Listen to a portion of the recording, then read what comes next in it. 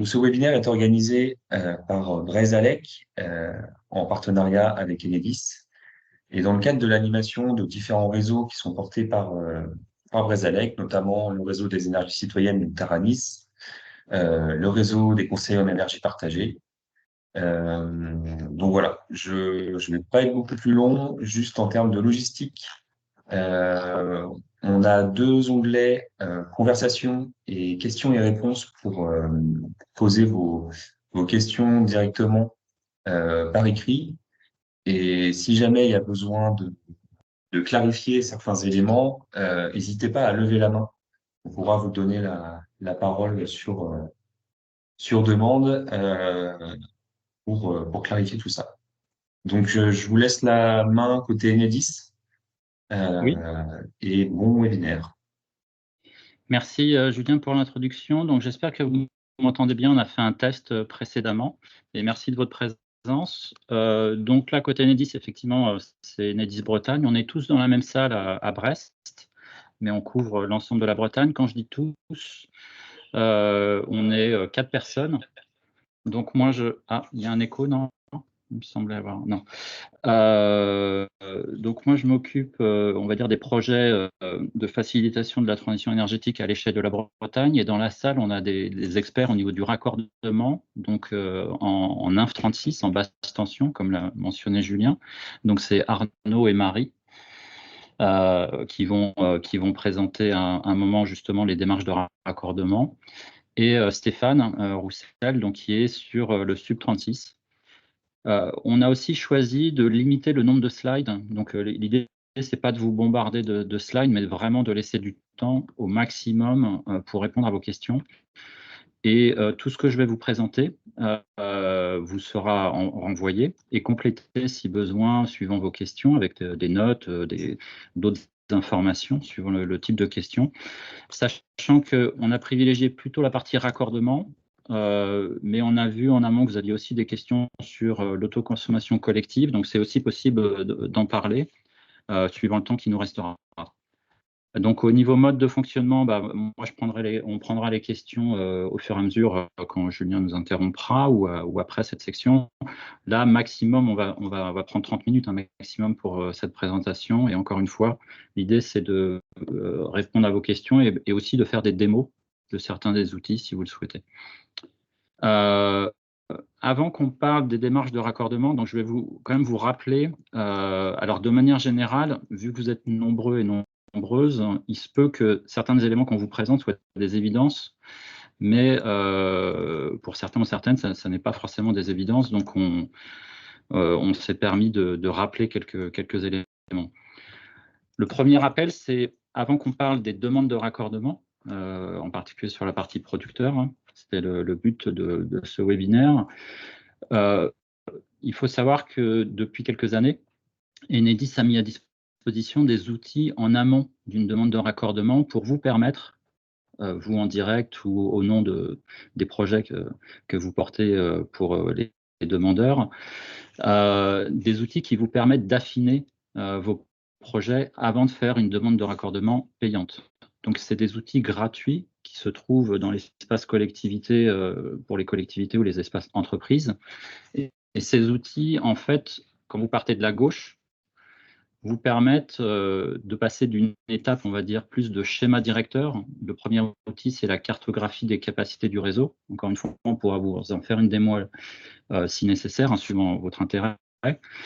Cet outil, en fait, vous permet, dans le cadre de projets de consommation ou de production, de regarder les capacités sans travaux qui sont accessibles pour le réseau basse tension et le réseau HTA. Donc, c'est vraiment à retenir, là, c'est une vue sans travaux. Et ça définit des zones avec des capacités associées et des bâtiments, dans le cadre de la production, qui vous montrent la capacité potentiellement qu'on peut brancher sur un bâtiment, par exemple en basse tension. Ce qu'il faut retenir, c'est que ces zones, lorsque vous voyez d'autres éléments qui sont hors ces zones, ça ne veut pas dire que ça n'est pas raccordable.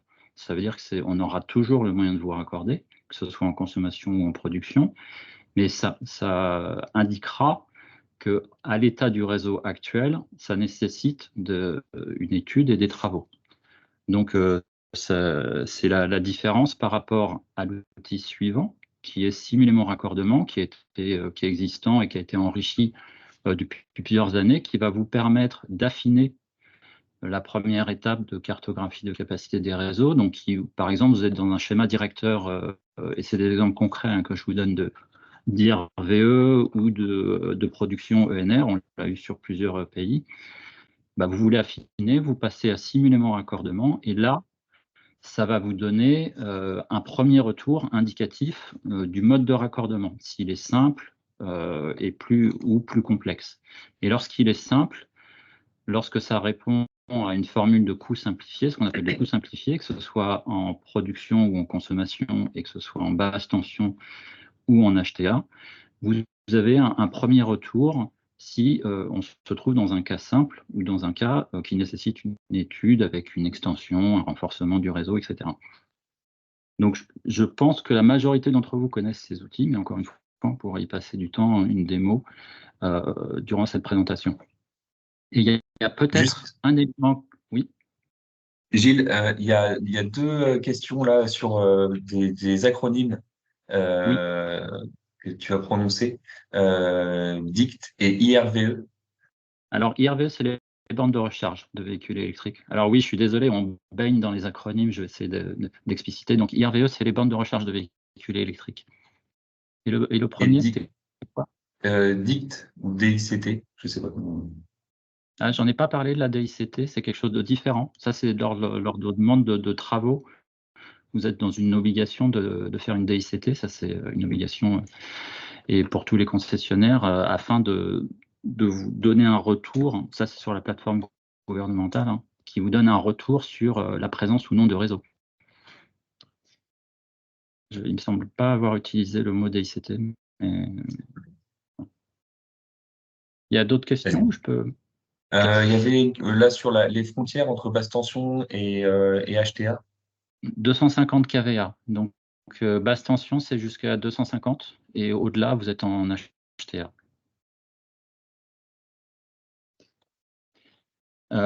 Sinon, donc oui, j'allais parler de ce qu'on appelle impact projet sur réseau. Alors, c'est encore un acronyme pour certains, ça s'appelle l'IPR, ça c'est quelque chose qui a été lancé à l'été et qui vient, alors là c'est une prestation facturée et qui permet d'affiner avec des hypothèses d'entrée, donc c'est-à-dire que vous avez assez peu d'éléments à nous fournir, type plan de masse, puissance de raccordement, etc., comparé lors d'une demande de raccordement. Ça va vous permettre, dans un projet de consommation type bande de recharge de véhicules électriques, dans un projet de production, dans un projet mixte, conso-production ou dans un projet de ZAC, d'avoir un premier retour indicatif qui, là, n'est pas engageant de la part d'Enedis, mais qui est fait vraiment sur les outils par un responsable d'études qui va vous donner un retour beaucoup plus précis que simulément raccordement, donc chiffré et technique. Par contre, il ne tient pas compte de ce qu'on appelle les files d'attente, à la différence de lorsque vous rentrez vraiment dans des demandes de raccordement et type demande anticipée de raccordement ou DAR, où là, vous avez un devis précis, un chiffrage précis. Et d'ailleurs, dans le cadre de ce qu'on appelle la DAR, donc demande anticipée de raccordement, ça vous donne une option si vous confirmez votre projet, d'être remboursé sur cette demande anticipée de raccordement, enfin d'être intégré en tous les cas dans le devis. Voilà, donc je vois qu'il est déjà 12h. On y reviendra peut-être si vous avez des questions, et je vais, si ça vous va, je vais laisser la main à Marie pour vous expliquer justement le raccordement type d'une installation de production F36 et les éléments clés. Et là, Marie pourra répondre à vos questions. Oui, bonjour à tous, Marie Dumortier, donc je suis chargée de raccordement donc pour les producteurs jusqu'à 36 kVA. Donc comme vous le voyez à l'écran, donc nous sommes basés également à Brest. Donc notre périmètre d'intervention est la Bretagne, donc toute la Bretagne, et vous voyez également le lien vers notre portail raccordement via lequel nous invitons donc les producteurs ou les demandeurs au moins à formuler leurs demandes. Voilà, donc on peut passer. Donc voilà, comme je l'évoquais, donc notre service traite les demandes de raccordement jusqu'à 36 kVA et nous traitons donc les différentes options d'injection. Vous pouvez voir les schémas sur la gauche. Donc en haut, vous avez le schéma d'une installation avec injection, autoconsommation, pardon, avec injection du surplus. Et en bas, vous avez le schéma d'une vente en totalité, donc, qui est repris donc, sur un branchement existant de consommation. À droite, vous avez le compteur dédié à l'injection et à gauche, le compteur dédié à la consommation. Donc, nous traitons les demandes de raccordement jusqu'à 36 kVA pour les injections totales, pour les injections du surplus, pour les autoconsommations totales sans injection, donc jusqu'à 36 kVA, quelle que soit la puissance du point de livraison en consommation. Nous traitons également les augmentations de puissance jusqu'à 36 kVA, donc c'est la puissance finale qui ne doit pas dépasser 36 kVA. Et également les demandes mixtes, donc consommation plus production, et également les traitements des contrats uniques injection, ce qui concerne donc les fournisseurs qui proposent à leurs clients des contrats, donc injection et soutirage. Donc voilà, on revient sur la page d'accueil du portail raccordement. Je pense que beaucoup d'entre vous le connaissent. Et donc, vous voyez sur la gauche que vous devez bien choisir l'onglet production d'électricité, dont augmentation de puissance. Vous retrouverez sur le document qui vous sera fourni après la réunion un lien qui vous envoie vers le pas à pas avec toutes les étapes en fait de la demande de raccordement sur le portail, puisque là ce midi on n'aura pas le temps je ne pense pas qu'on aura le temps de simuler en direct une demande de raccordement. Voilà, tu peux passer. Voilà, donc on évoque l'arrêté en vigueur de l'obligation d'achat, puisque plus de 90% de nos demandes donc, sont en obligation d'achat. Donc voilà, donc c'est ce décret-là du 9 octobre 2021 qui régit notre activité. Donc je fais quelques petits rappels. Donc il est entré en vigueur le 9 octobre 2021. Donc c'est dit le S21, donc désormais les installations sont éligibles à l'obligation d'achat jusqu'à 500 kW crête. L'ouverture à l'OA également pour les installations d'autoconsommation collective. Désormais, il y a la possibilité de changer d'option de raccordement dans le cadre des 20 ans de contrat. Donc, surplus, on peut passer de surplus à totalité et inversement, mais maximum 2 fois avec un intervalle donc, de 2 ans entre chaque changement. Désormais, le tarif d'achat est révisé. Le tarif révisé entre en vigueur au premier jour du mois suivant sa publication. Modification des conditions à l'achèvement de l'installation. Donc là, c'est pareil. Quand on dit achèvement, désormais, donc ça correspond à la date de délivrance du mensuel et non plus la date de mise en service. Donc j'en parle un petit peu plus loin. Pour rappel, donc votre demande complète de raccordement, vos demandes de contrat d'achat, dès lors que vous indiquez dans votre demande, évidemment, que vous souhaitez bénéficier de l'obligation d'achat. Donc, dès que la demande est complète, un flux d'informations part vers l'obligation d'achat et par la suite, donc, le demandeur reçoit un accusé de réception de la part d'OA. Pas de questions, Julien, jusqu'à maintenant? Du coup, il y a plusieurs questions là qui sont arrivées dans la conversation. Alors, je ne sais pas si de votre côté, là, Enedis, vous avez des personnes qui sont connectées aussi à la conversation et qui pourraient répondre à certains éléments par écrit. Là, je vais juste vous poser quelques questions.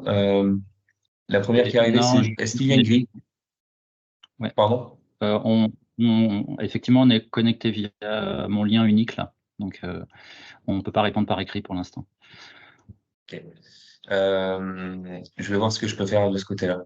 Est-ce qu'il y a une grille tarifaire pour les prolongements de réseau Enedis pour anticiper des ordres de grandeur de tarifs? En tout cas, il y a plusieurs questions sur justement les coûts de raccordement. Voilà. Est-ce qu'il y a des éléments de réponse où vous y venez un peu plus tard? Bah, je pense que ça fait référence, enfin, je me tourne vers les personnes à du raccordement, mais au barème de raccordement des tarifs. Et là, il y a un barème public. Le PV7, oui. Ouais, le barème est effectivement public et on pourra la noter. Je me demande si c'est pas celui que j'avais. Là, c'est toutes ces notes là de ce type-là. Alors, je suis désolé, il y a mon écran qui me fait des trucs bizarres, mais ça, c'est sur les référentiels techniques, mais il y a aussi des barèmes publics sur les tarifs de raccordement. Donc ça, on pourra, je prends note, hein, on pourra l'annexer, enfin, le joindre au document qu'on vous renvoie. Ok. Est-il possible de saucissonner une installation de production en termes de raccordement pour la raccorder en basse tension et non en HTA, par exemple 2 fois 250 au lieu de 1 fois 500? Oui, c'est possible. Dès lors que ça fait l'objet de plusieurs demandes, on peut effectivement faire plusieurs demandes, même si on dépasse le seuil des 250. La puissance est appréciée par demande. Donc oui, on a des parcs solaires aujourd'hui. Les clients demandent plusieurs fois 100, 250 et ils ne sont pas dans l'obligation de passer en tarif vert, enfin Ok. d'acheter un poste privé. Ok. Est-ce que pour l'autoconsommation, les seuils de 36 kVA sont liés à la puissance photovoltaïque ou la puissance du compteur de soutirage? Puissance du compteur de soutirage. Ok. Et du coup, une autre question sur la liste exhaustive des documents à fournir pour une demande de raccordement, pour qu'elle soit réputée complète pour Enedis. Ça, on pourra envoyer Oui. cette liste aussi dans les éléments suite au webinaire. Oui, bien sûr. Oui. Je vous laisse poursuivre. Il faut différencier le loi et le roi. Du coup, je vais laisser Marie enchaîner sur les délais. Voilà, donc je continue. Donc je reste sur l'obligation d'achat. Donc j'expliquais l'achèvement. Donc désormais, c'est la date de délivrance de l'attestation de conformité, donc du consuel. Voilà, donc pour éviter une réduction de la durée du contrat d'achat, donc qui est initialement de 20 ans. L'installation doit à présent être achevée dans un délai de 24 mois à compter de la date. Alors, c'est noté DCR, c'est la date de complétude de la demande de raccordement, ou dans un délai de 2 mois à compter de la fin des travaux de raccordement. Donc là, il faut se reporter à l'article 5 de l'arrêté S21, où vous avez tout ce détail-là. Là, vous voyez la frise, voilà, qui est peut-être un peu plus parlante. Voilà, la date de complétude du dossier, et vous avez jusqu'à 24 mois, jusqu'à la date donc de délivrance de l'attestation de conformité, pour pouvoir bénéficier d'un contrat de 20 ans. Si jamais ce délai est dépassé, par exemple de 6 mois, là vous avez 20 ans moins 6 mois pour le contrat. Voilà, à noter qu'une fois l'installation achevée, toute modification portant sur l'identité de l'installateur qualifié, la nature de l'installation ou la puissance crête installée devra faire l'objet d'une nouvelle demande.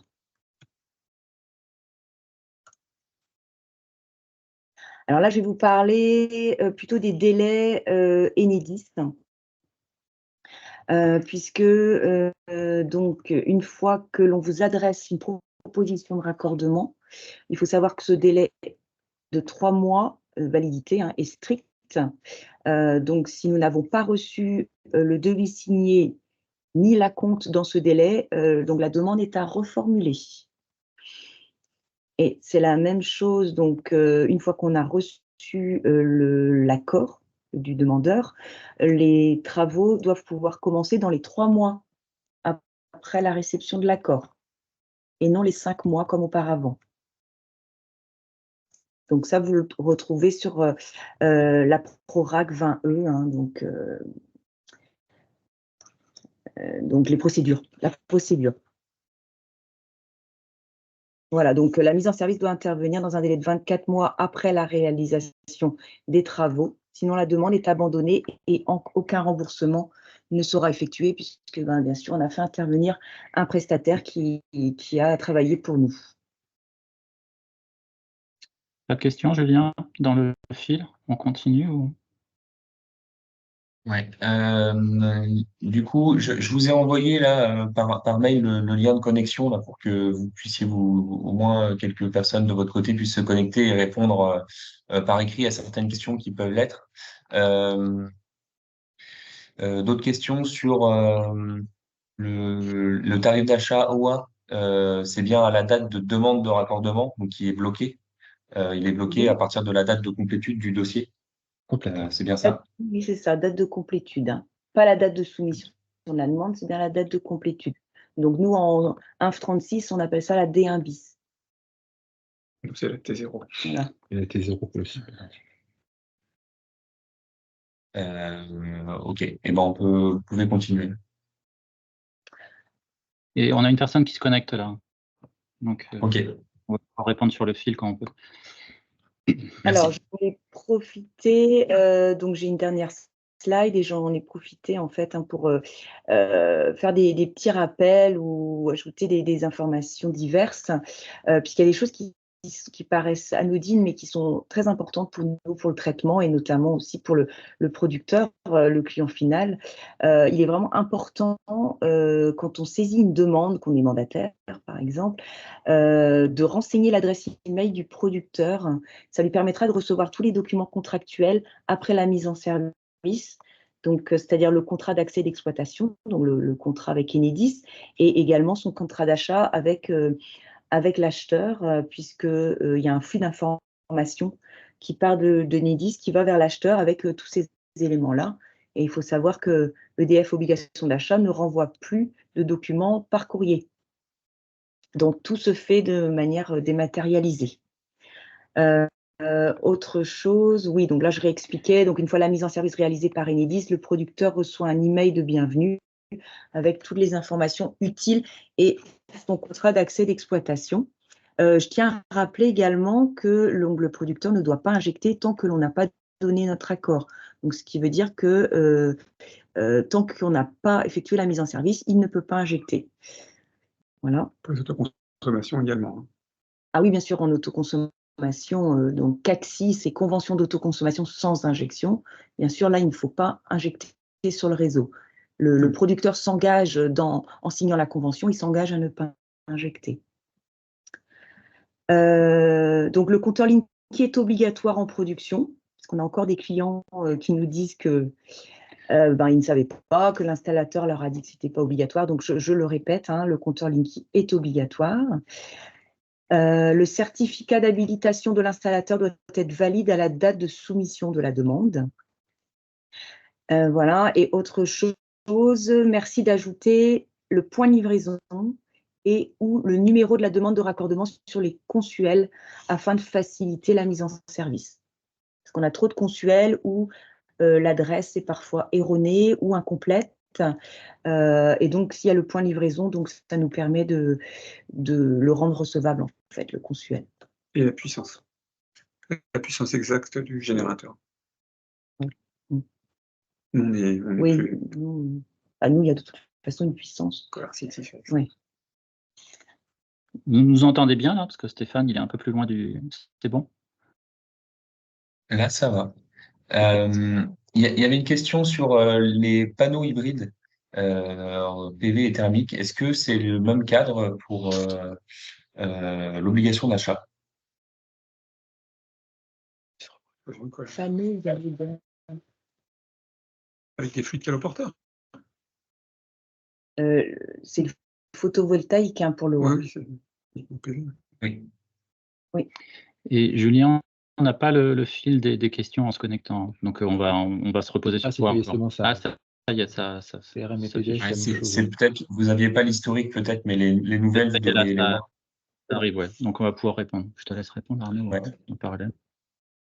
Peut-être par écrit quand tu peux répondre par écrit. Ouais, là j'ai eu une question, je viens d'y répondre. Ok. Ok, merci. Eh ben, écoutez, On enchaîne? vous pouvez poursuivre. Mais enfin, Vas-y. parce que pour la question qui a été posée, là, quand même, c'est quand même mieux de se rapprocher de l'obligation d'achat pour savoir si ça rentre dans le cadre de l'obligation d'achat.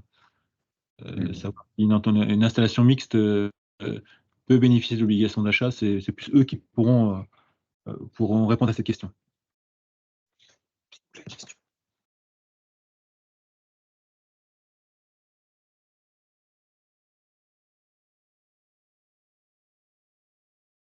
Du coup, Julien, on arrive à là ce qu'on avait prévu, hein, on était dans les 30 minutes. Donc là, on est en sujet libre sur des questions, mais aussi sur des thématiques. Donc ça veut dire dans les thématiques, on peut passer sur des démos, par exemple des outils Ouais. hein, dont on parlait. Voilà, on peut parler de l'ACC s'il y a des questions plus précises. Voilà. Donc, là, tu nous dis, et suivant Là, les personnes. Ouais, il y a une question justement sur l'autoconsommation. Une installation en attente de mise en service, est-ce que l'installation peut commencer à produire avec bridage pour ne pas injecter? Est-ce qu'on parle d'une autoconsommation totale ou bien d'une autoconsommation avec réinjection du surplus? Si vous voulez, on peut donner la parole aussi hein, pour préciser les questions. Ouais. Attendez.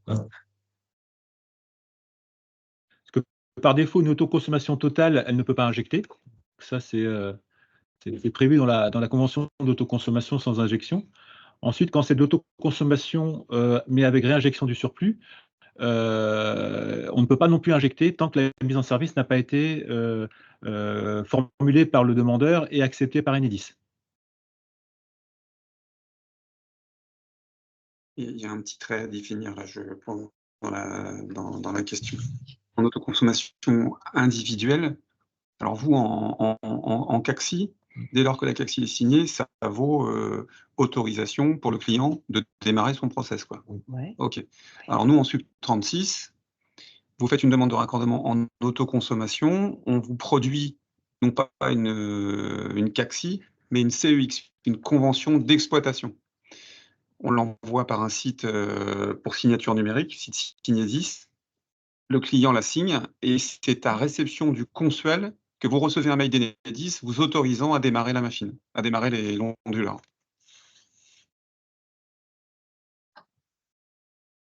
Ça répond à la question? Oui, Mathieu. Mathieu Haïs de la LEC de Saint-Brieuc. Ouais, c'était le cas où il y avait un souci technique sur le raccordement ou une demande qui avait pris du temps. Et du coup, l'installation était prête à partir et où ça se posait la question de est-ce qu'on c'est possible de lancer les onduleurs même si, s'il n'y aura pas de réinjection, parce que soit il y a un système de bridage possible, soit il y a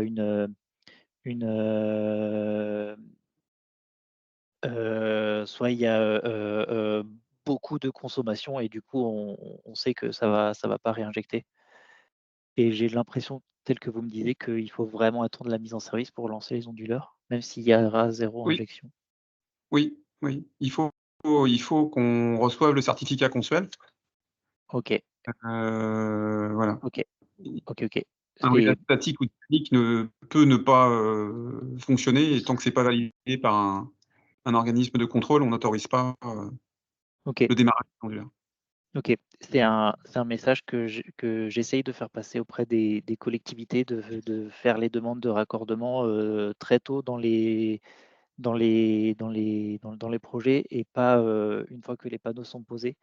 Mais c'est quelque chose qui passe, des fois à la trappe. Donc voilà, certains ont envie de lancer les onduleurs en avance. En autoconsommation, qui réinjecte rien sur le réseau, enfin, ça c'est à la décision des collectivités ou des clients, hein. Ils font ce qu'ils veulent d'investir. Il y aura pas Ouais. d'impact sur le réseau, donc il y aura pas de coût de raccordement. C'est gratuit, hein, Ouais. l'obtention d'une CEX ou d'une CACSI. Par contre, jamais, enfin, on conseille de ne jamais investir, pour une vente en totalité ou une vente en surplus avant d'avoir vu le coût du raccordement d'Enedis. Ouais, mais les collectivités ont très souvent du surplus parce que peu de consommation l'été sur les petites communes qu'on accompagne, nous, en tout cas. Eh ben, Ok. merci.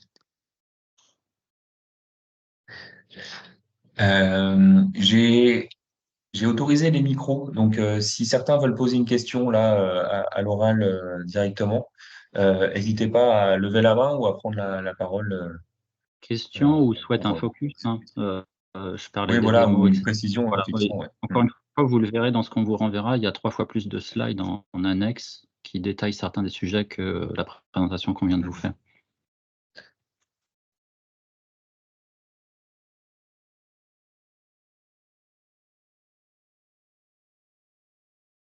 Il y a une question sur est-il possible de donner des précisions sur les DAR, modalités techniques et financières? Quelle différence entre DAR et impact sur le réseau? Alors la demande anticipée de raccordement ou proposition de raccordement avant complétude, PRAC, hein, c'est la même chose. Alors, vous me parliez de la différence de coût, si j'ai bien compris? Donc même à mon avis, c'est plus large même. Alors, excusez-moi, vous pouvez repréciser du coup? Bah, je pense que c'est à peu Alors, près dans le cadre est-ce de que ce que je Christophe présente. Dupérier veut prendre la parole pour préciser sa question? Oui, Et bonjour. oui. Bonjour, merci. Merci Gilles pour ce webinaire. Oui, la question était la suivante. Moi, j'incite des collectivités à mettre en place le nouveau dispositif impact sur le réseau, mais du coup, je me demande si c'est vraiment nécessaire parce que je n'avais pas connaissance des DAR, demande anticipée de raccordement. Donc, ma question est de savoir qu'est-ce que c'est qu'une demande anticipée de raccordement? Est-ce qu'il y a des seuils de puissance? Est-ce que c'est engageant? Combien est-ce que ça coûte? Quelles sont les modalités? Et en gros, de façon assez générale, quelle est la différence entre une DAR et puis une étude de impact sur le réseau? Attends, je veux juste, Vas-y. alors sur la partie générale, là, je ne sais pas si vous voyez mon écran, c'est un peu ce qui va permettre une première réponse, hein, sur la généralité, c'est-à-dire que en termes de données d'entrée, et Stéphane va compléter, hein, ce que je viens de dire là, en particulier sur les données d'entrée, ça c'est quelque chose à retenir de votre côté, c'est beaucoup plus simple, le nombre de données d'entrée requis. En particulier, on ne va pas demander, pour exemple, hein, les spécificités de l'onduleur, etc.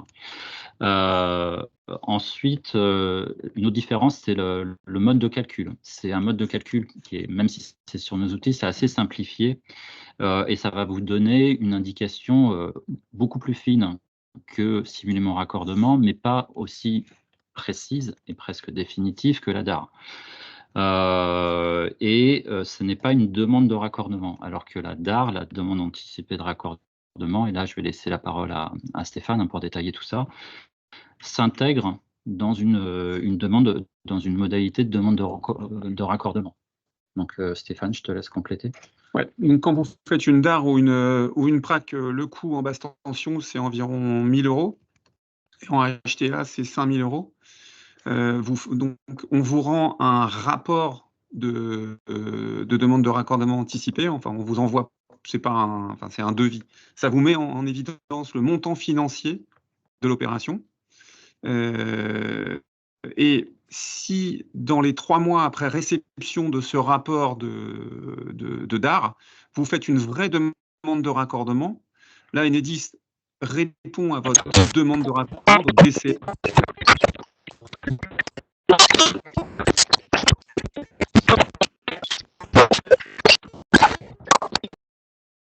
Vous nous entendez? Allô? Allô? Oui, on vous entend, mais on a perdu un morceau. D'accord, bah on y va alors Stéphane, je te compte. Donc, c'est pas de notre côté. Je reprends. Donc, du coup, vous avez fait une demande de DAR. On vous envoie dans les 3 mois un rapport de DAR. Le montant financier, c'est 1 000 € en BTP, 5 000 € en HTA. Et si dans les 3 mois suite à la réception de ce rapport de DAR, vous faites une vraie DCR, une vraie demande complète de raccordement, Enedis doit vous répondre dans les 1 mois.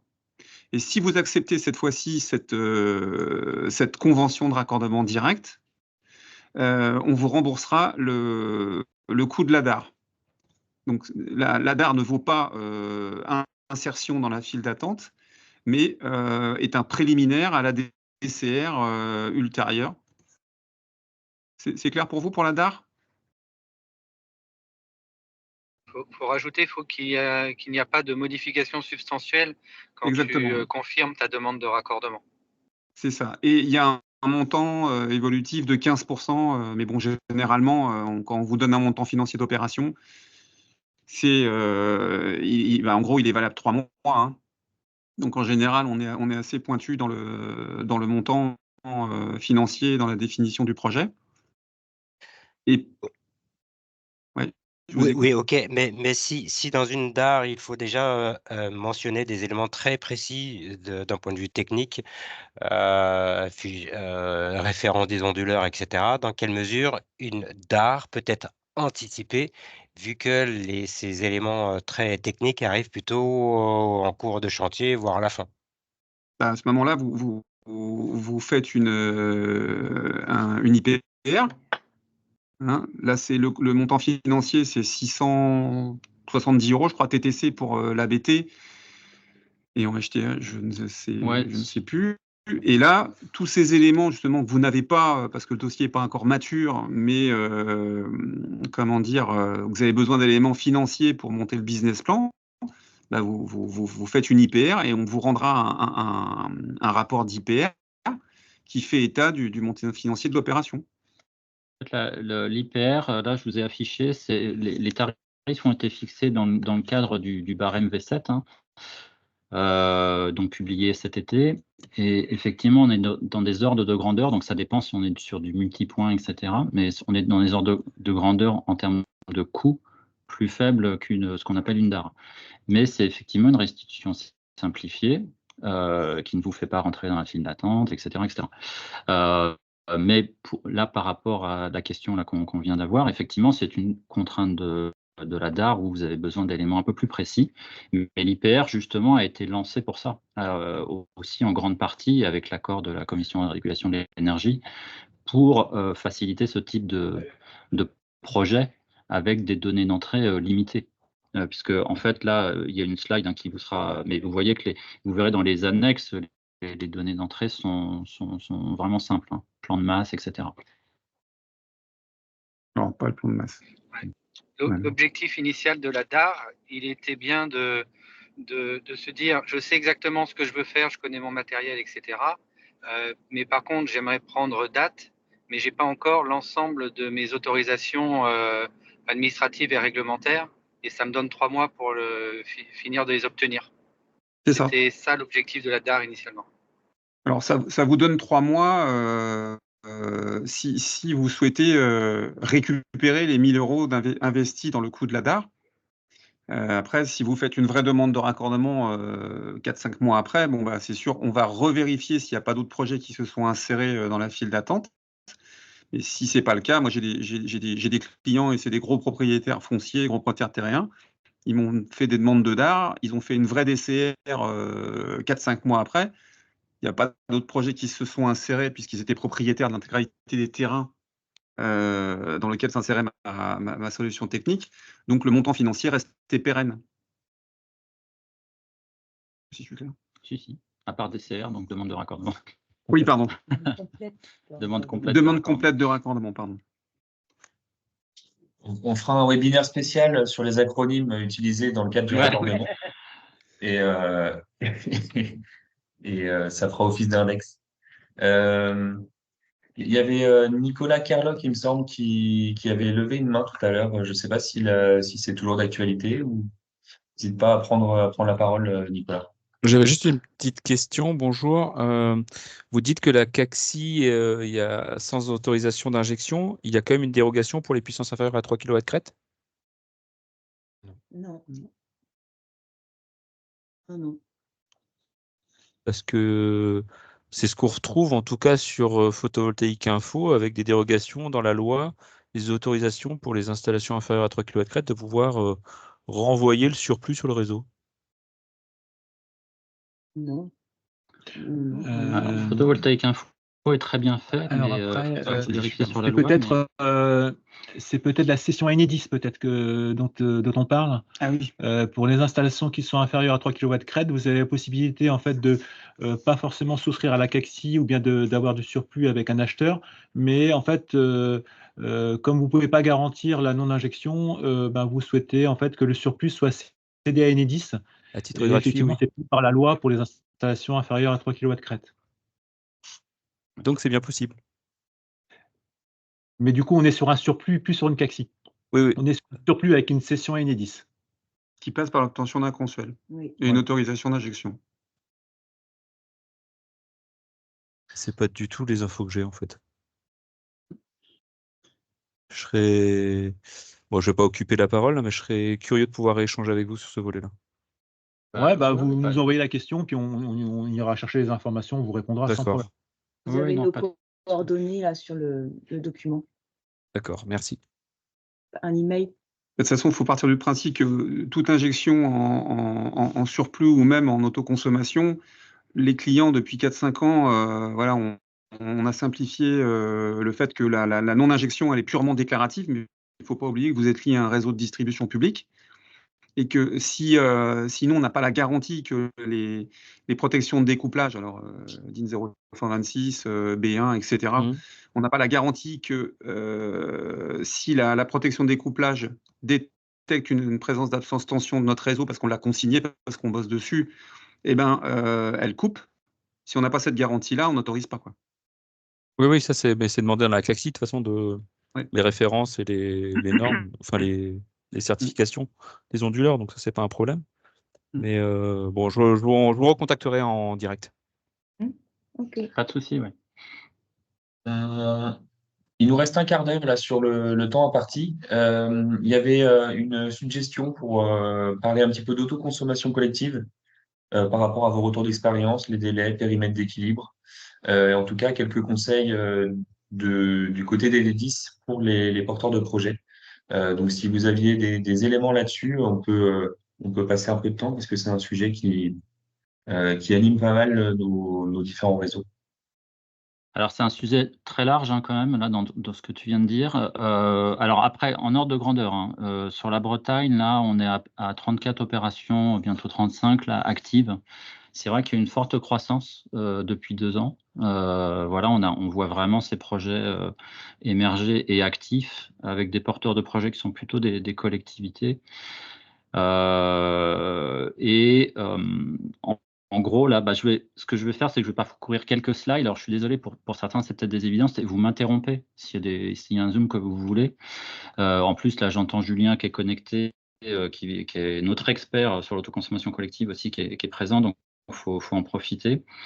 Un rappel de base, là, je vais aller vite sur celle-là, mais c'est la différence entre ce qu'on appelle une consommation individuelle et collective, c'est le passage par le réseau public de distribution. Tout ça est cadré. Il y a un cadre juridique qui a évolué au fil du temps, donc on suit ce cadre juridique. Et nous, on est facilitateur des opérations d'autoconsommation collective suivant les projets qui sont diagnostiqués en amont par les porteurs de projets. Avec des évolutions, et pourquoi je vous montre ça très rapidement, c'est ces évolutions qui ont permis l'extension, enfin qui ont permis cette croissance des opérations, en particulier en Bretagne. Là, on parle sur la Bretagne, avec en particulier l'éligibilité à la revente à l'obligation d'achat, mais aussi l'extension du périmètre, puisque historiquement, le périmètre d'activité d'une opération autoconsommation collective était assez limité. Et ce périmètre, l'extension, a permis de légitimer, ou financièrement en particulier, et en termes d'usage aussi, des opérations d'autoconsommation collective. Donc, ce qu'il faut garder en tête, c'est qu'on parle de standards lorsqu'on est sur un périmètre. Donc ça, c'est la loi, c'est pas Enedis. Tout ce que je vous présente, c'est la loi. C'est pas Enedis qui impose ces éléments-là. Il faut que ce soit 2 km à travers le réseau, et pour un maximum de production de l'ordre de 3 MW, pas de l'ordre, 3 MW. Et ensuite, vous avez un système dérogatoire où la demande se fait non pas vers nous, va se faire vers la Direction générale de l'écologie, avec un processus que qu'on pourra vous rappeler, un mec qui va vers eux pour des dérogations pour étendre ce périmètre sous des critères de classification, périurbain, petite ville, etc., rural, qui peuvent aller de 10 à 20 km. Et là, pour info, en Bretagne, on a vu ces dérogations émerger. On a 3 opérations, 2 dans la dérogation de 10 km et une dans la dérogation de 20 km qui ont été activées ces 6 derniers mois.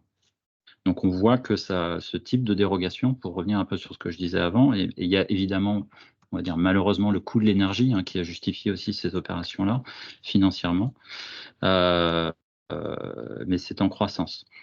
Alors là-dessus, Enedis, même si je vais vous le montrer après pour clarifier notre rôle dans tout ça, on a fait beaucoup d'efforts justement d'accompagnement, même si vous devez être accompagné par des porteurs de projets, des experts juridiques pour ce qu'on appelle la personne morale organisatrice, que je vais vous présenter après. Il y a beaucoup d'efforts et je vous encourage vraiment à aller voir ça sur les guides sur l'autoconsommation, des vidéos.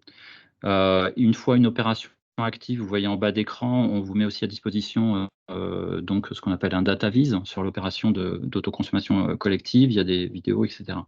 Et au niveau du territoire, pour ceux qui sont familiers avec, et j'espère, on a nos interlocuteurs et interlocutrices privilégiés qui connaissent ces éléments-là, qui peuvent vous accompagner, mais encore une fois sur la partie Enedis. Et avec, lors d'une mise en œuvre ou d'une déclaration, un mail générique avec toute une équipe dédiée qui accompagne ces projets-là. Mais c'est vrai que démarrer une opération d'autoconsommation collective, c'est essentiellement une question amont, c'est-à-dire c'est pour quel modèle économique, quelle forme juridique pour ce qu'on appelle la personne morale organisatrice. Et nous, Enedis, on va être facilitateur avec seulement quelques prérequis en fait. Ces prérequis étant l'accès au réseau. Il faut que chacun des participants, que producteurs et consommateurs, soient connectés au réseau, parce que ça doit passer par le réseau, que tous les participants soient équipés de compteurs communicants. Sinon, on ne peut pas restituer les informations, et ça, je vais vous montrer une slide qui résume ça. Et ensuite, des points, et ça c'est encore une fois obligatoire, d'existence d'un responsable d'équilibre et d'une convention entre la personne moralisatrice et personne morale organisatrice et le GRD. Donc GRD, pardon, c'est un acronyme, donc c'est dans le cadre du réseau à 95% en France, c'est Enedis. Donc c'est le gestionnaire du réseau de distribution.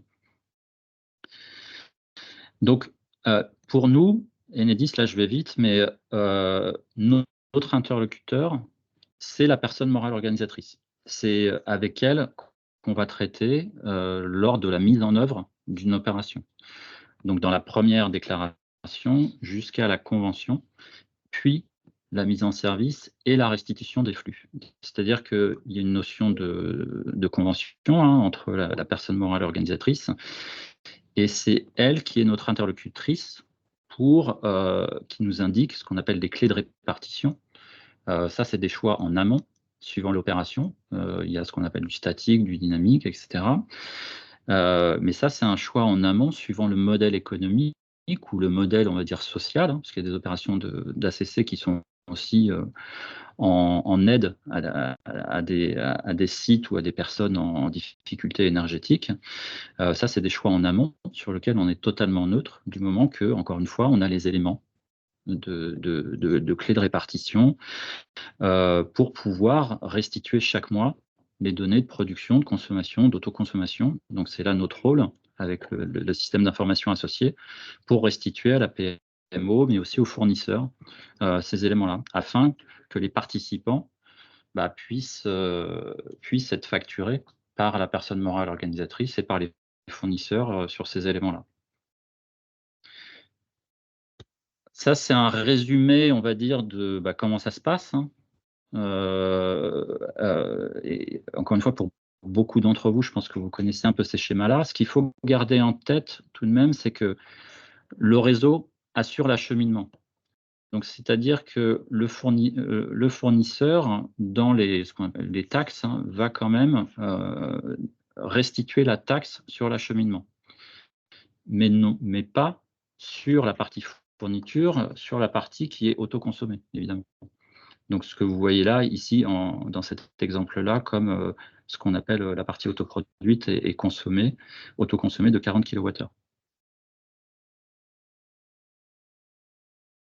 Voilà, là, il y avait le data vise, et juste pour affiner ce que j'ai dit en amont, donc sur ce lien entre une opération d'ACC et Enedis, et comme ça je laisserai du temps aux questions, c'est schématisé ici. C'est-à-dire que tout ce qui est préfiguration, montage du projet d'opération d'ACC, c'est vraiment une étude de faisabilité, un choix de scénario, un montage juridique, etc., qui est fait en amont, sur lequel on n'intervient pas.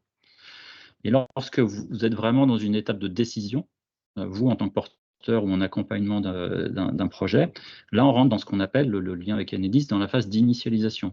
C'est là où vous faites une première déclaration. Et avant le démarrage, il y a une vérification, avant de signer une convention, une vérification des prérequis que je vous ai cités au préalable, de raccordement au réseau, de compteurs communicants, etc. Et ensuite, on rentre dans la partie gestion, avec tout ce qui est calcul et restitution des éléments et publication pour les participants. Donc là, quand on rentre un peu dans le détail, c'est ce que vous voyez sur cette dernière slide que je vous présente, avec des délais, avec des engagements de délai de réponse par rapport aux prérequis, la vérification des prérequis, mais aussi sur une notification de la date de démarrage de l'opération une fois que tout est validé, que la convention est signée, etc. Je suis allé un peu vite, hein, c'est un sujet qui est complexe. Encore une fois, vous avez beaucoup d'aide sur notre site. Je sais qu'il y a des accompagnateurs en Bretagne qui sont très bons maintenant, qui sont montés en puissance, de différents types. Et voilà, si vous avez des questions, on peut encore y répondre, on a 5 minutes. Ouais, il y avait une question sur le délai de passage d'une convention en vente totale à l'autoconsommation collective. Est-ce que vous avez des éléments là-dessus? Je ne suis pas sûr de comprendre. Je regarde Stéphane, là, mais... Vente totale à autoconsommation collective. Alors, sur la possibilité en fait de basculer d'un régime à l'autre depuis avec le S21. Ah oui, ça c'est la oui. bascule en surplus, oui. Oui, oui. Alors déjà, c'est possible. C'est-à-dire que si vous êtes en... c'est le seul cas, enfin c'est le seul cas, non.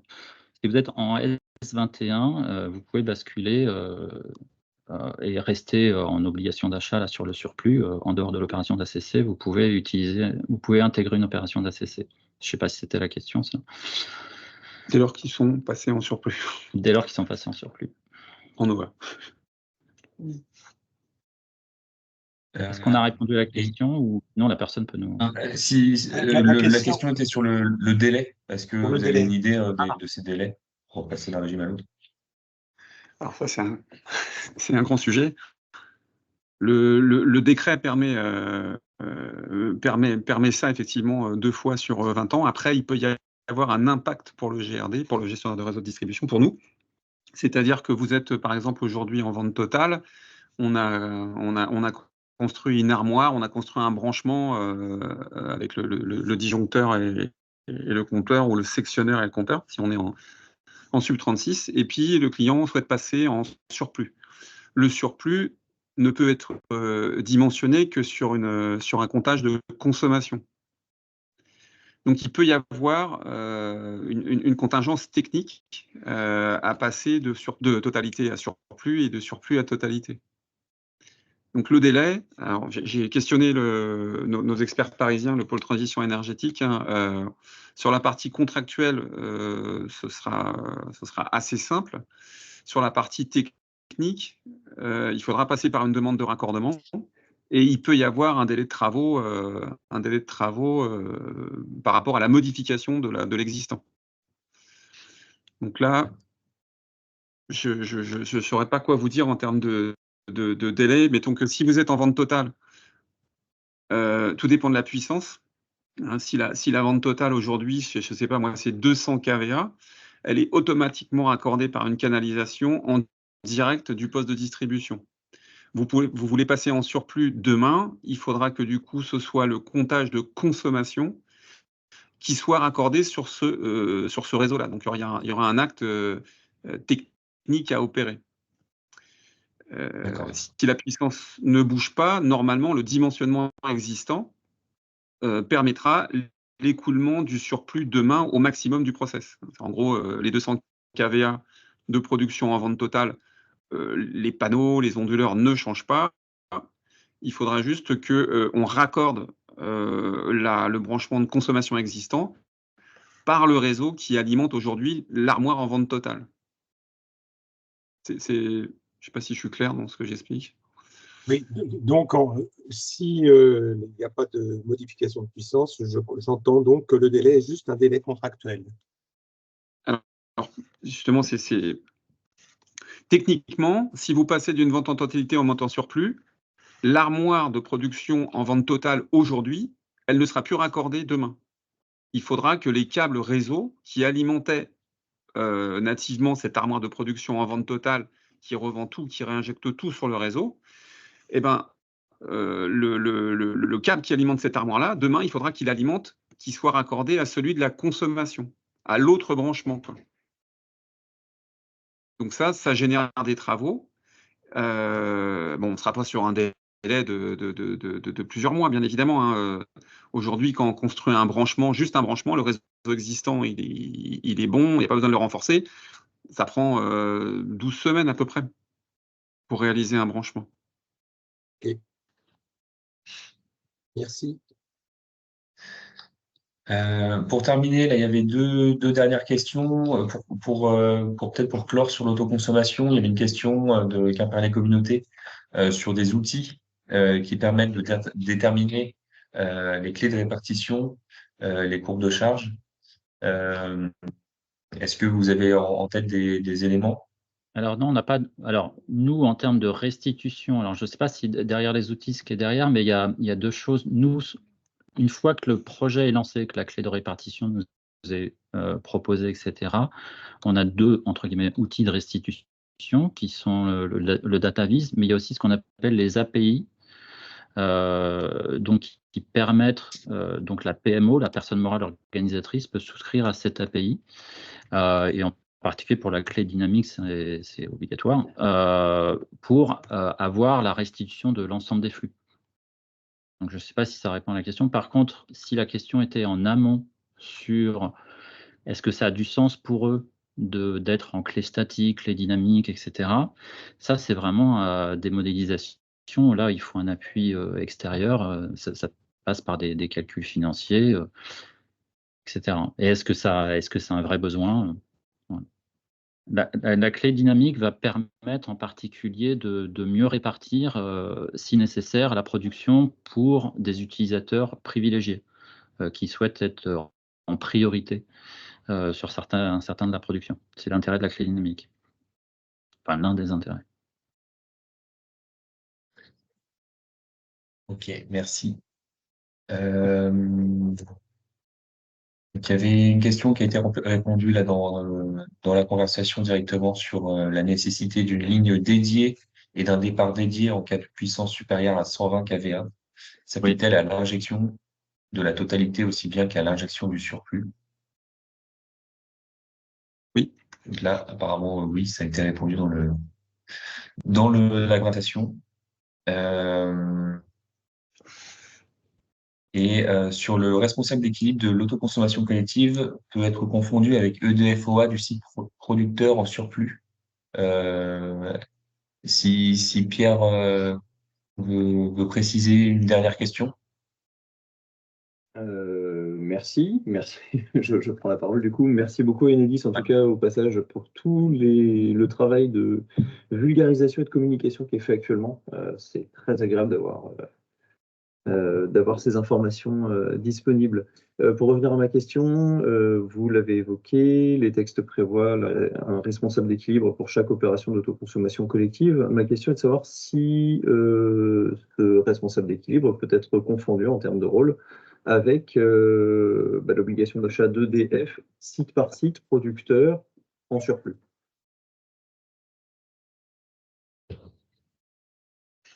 J'ai un doute, moi j'ai en tête que c'est de facto EDF aura oui. En responsable d'équilibre. Oui. Après la finesse là, de ce que j'entends à la fin, j'en suis pas sûr, mais en tous les cas, de facto, lorsque vous êtes en EDF OA, le responsable d'équipe c'est EDF. Oui, j'avais la même lecture que vous sur ce point. Ce qui a attiré mon attention, c'est a priori la possibilité de désigner un autre responsable d'équilibre sur l'opération globalement, Alors ça, pour laquelle je n'ai pas d'informations. Un RE au marché libre, quoi. Ouais. Oui, c'est ça. Le responsable d'équilibre, en fait, il est affecté au producteur. Donc, c'est pas l'opération qui a un responsable d'équilibre, mais c'est les producteurs qui ont un ou des responsables d'équilibre. Et donc, chaque producteur aura un contrat d'achat de son surplus et avec un responsable d'équilibre. Et effectivement, quand c'est EDF-OA, EDF-OA est de facto responsable d'équilibre. Et on a même, quand c'est EDF-OA, l'acheteur de surplus, on n'a même pas besoin du document de l'accord de rattachement à un périmètre d'équilibre, parce qu'il est induit par le fait d'être avec EDF-OA en termes d'acheteurs. D'accord, c'était bien l'objet de ma question, hein. C'est que j'ai cru comprendre à travers certains interlocuteurs qu'on pouvait désigner un responsable d'équilibre tiers dans le cadre de l'opération d'autoconsommation collective, comme si uniquement pour ce surplus final, on pouvait verser sur une opération d'autoconsommation collective ouverte, avec un PPA par exemple, sur ce responsable d'équilibre. Peut-être plus compliqué comme montage en tout cas. Ouais, faut qu'on regarde précisément le montage, parce que quand on arrive avec ces notions de PPA et des choses comme ça, faut regarder un peu plus précisément les choses. Et pour Mais quel la type... version avec EDF-OA me convient très bien. Et ouais, pour quel type de volume aussi, il faut que c'est un intérêt derrière, quoi. Mais oui, enfin bon, il faut qu'on fouille là. On arrive au terme là de l'heure de webinaire. On va envoyer de toute façon le support Alors oui, à tous les participants. Le support, le mode-up du portail raccordement. On a noté aussi un rappel de comment trouver les tarifs de raccordement, le barème de raccordement. Donc ça, j'enverrai aussi. Et on a noté la liste des documents complets lors d'une demande de raccordement en 936 en particulier. Ouais. C'est ce que j'ai noté. On va repasser en revue un peu les questions qui ont été posées, donc pour voir si certaines n'ont pas pu être répondues en direct, de pouvoir apporter une réponse dans les documents qui seront envoyés à l'ensemble des participants. Et en tu tout cas, nous merci diras, aux équipes d'Enedis. Ouais. Si tu souhaites un premier envoi de ce qu'on a présenté et qu'on complète ensuite, tu me dis, sinon on attend l'ensemble et on vous renvoie l'ensemble. Tu me diras. On va voir ça ensemble. Ok. Merci à vous pour cette présentation, et merci aux experts et expertes d'Enedis. Il me reste à vous souhaiter une bonne journée.